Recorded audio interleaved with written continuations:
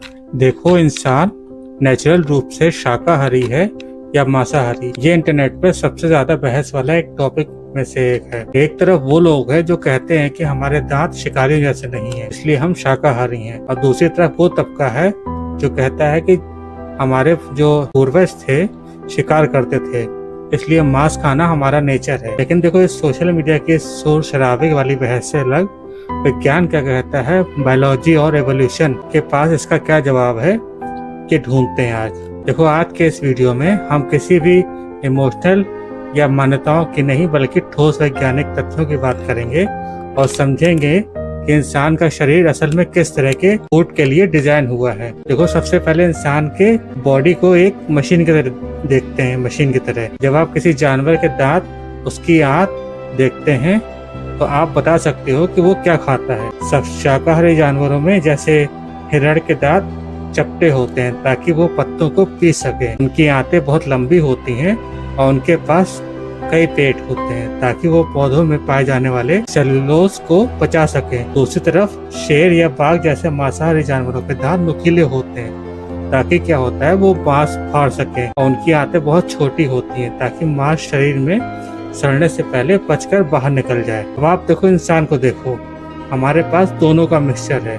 हमारे सामने के दांत काटने के और फाड़ने के लिए हैं, जबकि पीछे दाढ़ वाले पीसने के लिए। अगर आंतों की बात करें तो इंसान की छोटी आंत और बड़ी आंत की कुल लंबाई लगभग 20 से 25 फीट होती है। ये एक शेर की आंतों से लंबी है, लेकिन एक गाय की आंतों से काफी छोटी है। इसका सीधा सा साइंटिफिक अर्थ है, हम सर्वाहारी हैं, यानी ओमनिवोर। हमारा शरीर पौधों के फाइबर और मांस के प्रोटीन दोनों को पचाने के लिए डिजाइन हुआ है। अब तो चलते हैं इतिहास में। लगभग 25 से 30 लाख साल पहले हमारे शुरुआती पूर्वज मुख्य रूप से फल, मेवे और पत्ते खाते थे।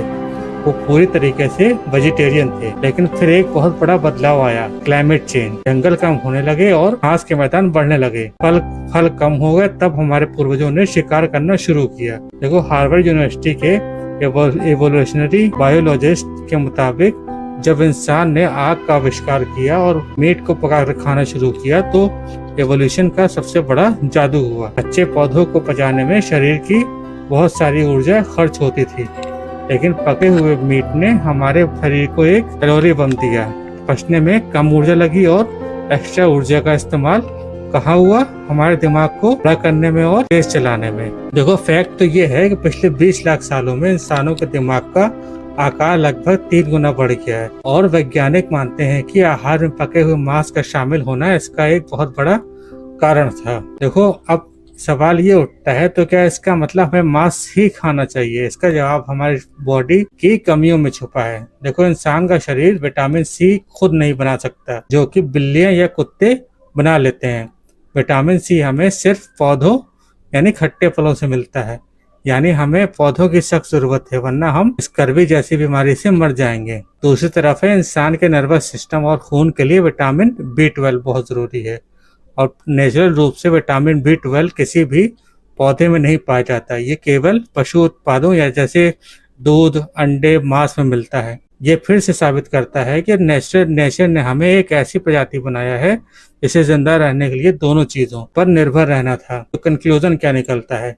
देखो, नेचुरल और जैविक रूप से इंसान 100% सर्वाहारी है, लेकिन आज के मॉडर्न युग में एक बड़ा फर्क आ गया है। आज हम जंगलों में नहीं रहते, आज हमारे पास मेडिकल साइंस है, विटामिन B12 के लिए सप्लीमेंट्स हैं और दुनिया भर का भोजन सुपरमार्केट उपलब्ध है।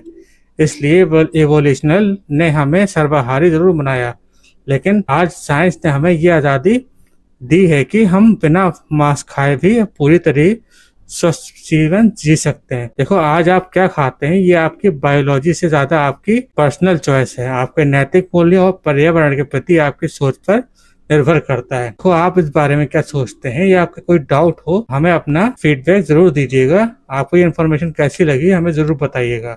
मिलते हैं अगली वीडियो में।